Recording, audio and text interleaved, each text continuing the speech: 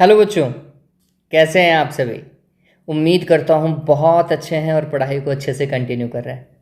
मैं हूँ प्रशांत माहेश्वरी और fun with physics YouTube channel पर आप सभी का बहुत बहुत स्वागत है। आज की वीडियो क्लास में हम again moving charges and magnetism वाले चैप्टर के दो एग्जाम्पल को डिस्कस करेंगे। एक एग्जाम्पल सोलेनॉइड के ऊपर है और एक करंट कैरिंग कंडक्टर पे जितना फोर्स लगता है उसके ऊपर है। दोनों ही एग्जाम्पल अच्छे एग्जाम्पल हैं और मैं कहूँगा कि सिंगल मार्क के क्वेश्चन के लिए और 2 मार्क के क्वेश्चन के लिए ये एक अच्छे एग्जाम्पल्स हैं। चलिए तो क्वेश्चन को डील करते हैं। देखिए, आपको सामने एक क्वेश्चन दिखाई दे रहा होगा। इस एग्जाम्पल के अंदर हमें क्या दिया हुआ है, देखो मैं आपको समझा देता हूँ। डायरेक्ट हिंदी में भी आपको दिखाई दे रहा होगा, मैं आपको सिंपली समझा देता हूँ कि क्या क्या दिया हुआ है।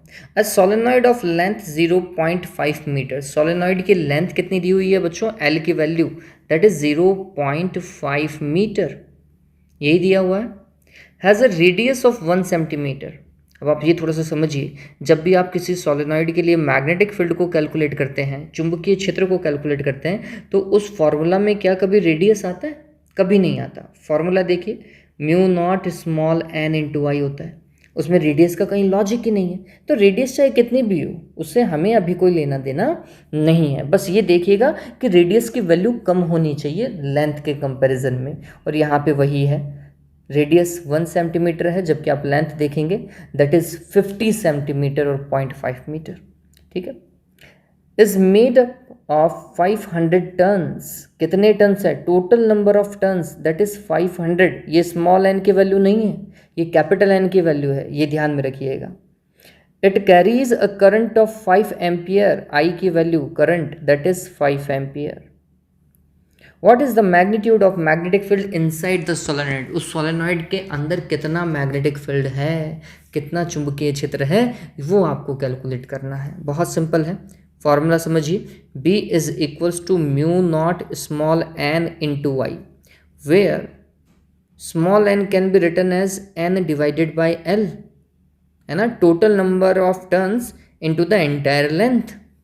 चलिए, म्यू नॉट की वैल्यू 4 पाई इंटू 10⁻⁻7, ये आप सभी को पता होना चाहिए।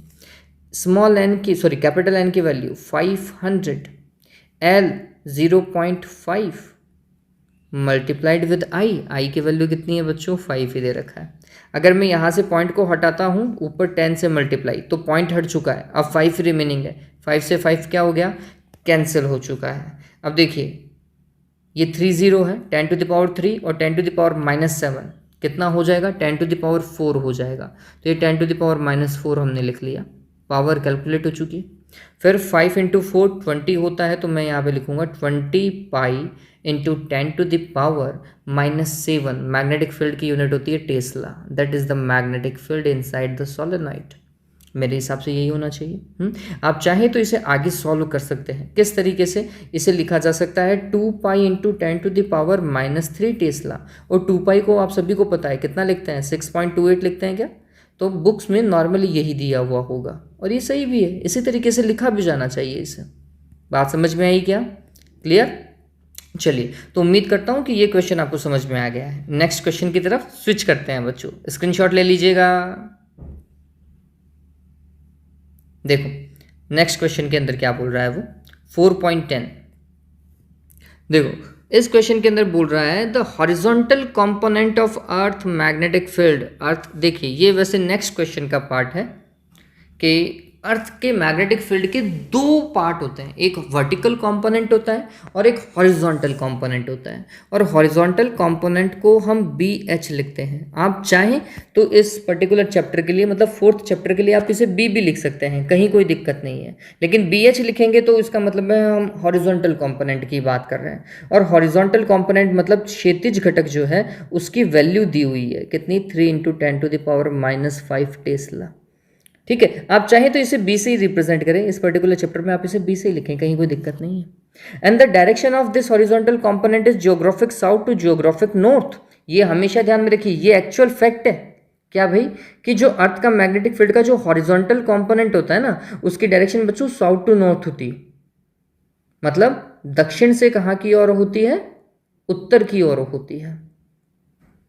ये ध्यान में रखिएगा, ये फैक्ट है। BH कंपोनेंट बी की डायरेक्शन ये दे रखी है आपको, ठीक है। चलिए फिर क्या बोल रहा है, a very long straight conductor is carrying a study current of 1 ampere. एक कंडक्टर है हमारे पास में और उसमें कितनी करंट फ्लो हो रही है, 1 एम्पियर की करंट फ्लो हो रही है। एक कंडक्टर दिया हुआ है 1 एम्पियर की, उसमें से करंट फ्लो करवा रहा है। अगला किस डायरेक्शन में करवा रहा है या कंडक्टर कैसे रखा हुआ है वो अभी उसने डिस्कस नहीं किया है।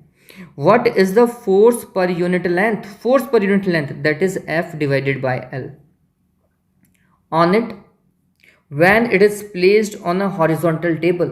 कब, जब आपने इसे एक क्षैतिज टेबल पर, एक हॉरिजॉन्टल टेबल पे रख दिया है। अब ये थोड़ा सा समझिए, एक टेबल के ऊपर वायर रखा हुआ है, ये वायर मान लीजिए, ठीक है।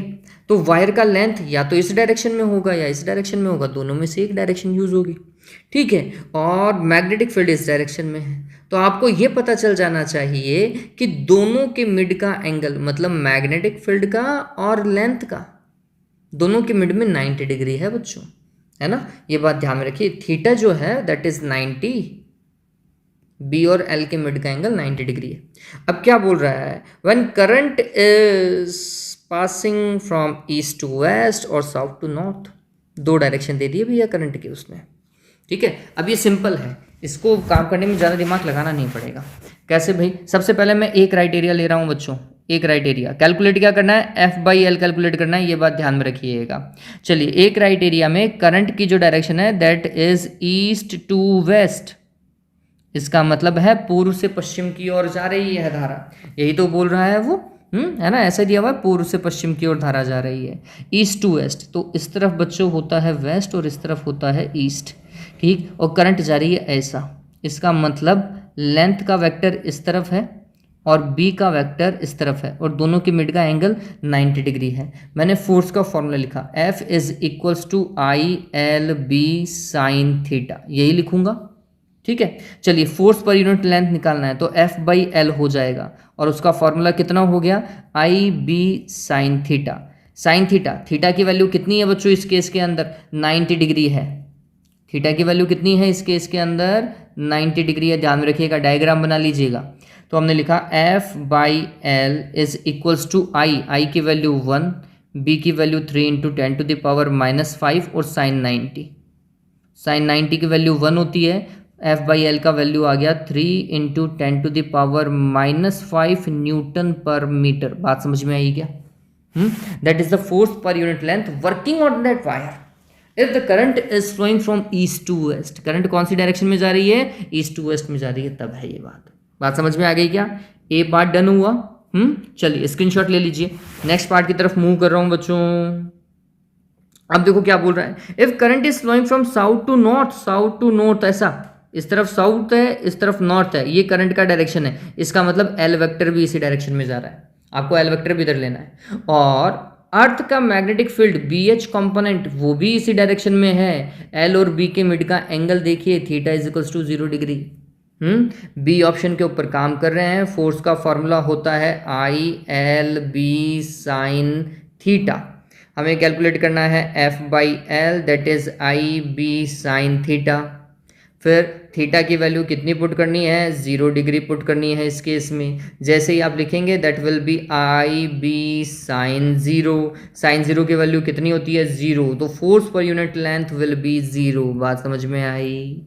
सेकंड केस के अंदर अगर करंट की डायरेक्शन और मैग्नेटिक फील्ड की डायरेक्शन सेम हो, इसका मतलब लेंथ की डायरेक्शन और मैग्नेटिक फील्ड की डायरेक्शन अगर सेम हो तो फोर्स भी 0 होगा और फोर्स पर यूनिट लेंथ भी 0 होगा, ध्यान में रखिएगा, ठीक है। चलिए तो उम्मीद करता हूं ये दोनों क्वेश्चन जो बहुत सिंपल थे आपको अच्छे से समझ में आ गए होंगे। आज के लिए इतना ही बच्चों। अगर वीडियो समझ में आए, अच्छा लगे, प्लीज़ लाइक और शेयर जरूर करो, ठीक है। Have a good day, take care.